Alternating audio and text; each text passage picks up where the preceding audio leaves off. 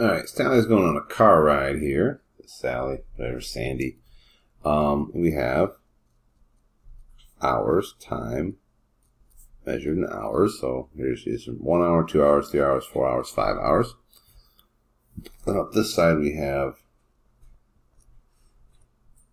distance in miles. Alright, so we have a graph that shows how far she's driven after so many hours. And we're just going to write a little story that tells what she's doing here. So let's see, from 0 hours to 1 hour, so she traveled, in 1 hour, she traveled 20 miles in the first hour. So 20 miles in the first hour.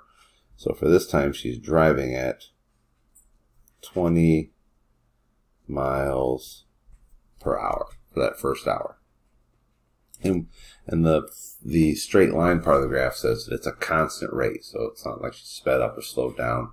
Constant rate of 20 miles per hour. Then from hour 1 to 2, she traveled an additional from 20 up to 90. So that's an additional 70 miles. So in hour 1 to 2, she traveled 70 miles.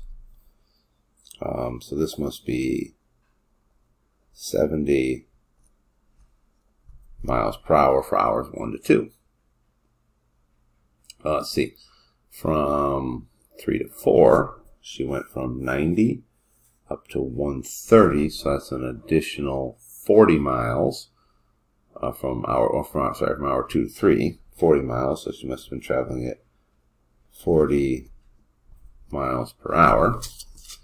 Now from 3 to 4, she's at 130, but she stays at 130.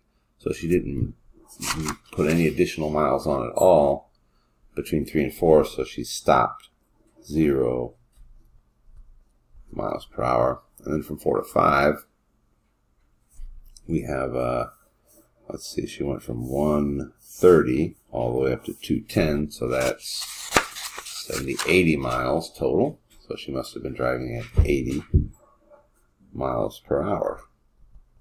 Okay. One thing our graph doesn't show that you might want to think about is if we went on a straight line that happened for more than an hour.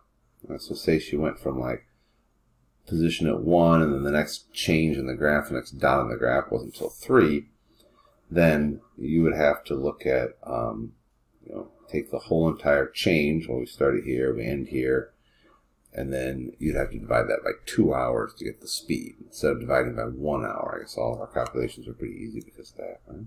But again, all we just look at is, well, since they're straight lines, we know that they're all constant speeds.